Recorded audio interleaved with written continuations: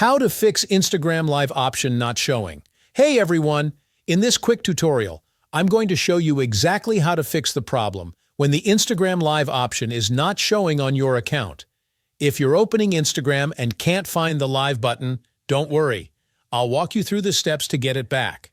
Alright, let's dive in. First, make sure your app is up to date. Open the Play Store or App Store if you're on iPhone. Type Instagram in the search bar, and if you see an update button, tap it. Updating the app often solves the issue right away. If updating doesn't work, here's what you need to do. Open your Instagram app. Tap on your profile icon at the bottom right corner. Now tap the three lines in the top right corner. Scroll down and tap on Help. Choose Report a Problem, then select it again. Tap Include and continue. Here you'll see a text box where you can describe your issue. Just write something like, "The Live option is missing from my account. Please help fix this problem."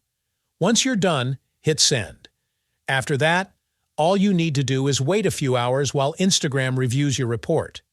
When it's fixed, the Live option should appear again. And that's it. Super simple. If this tutorial helped you, don't forget to hit like, drop a comment, and subscribe for more easy fixes.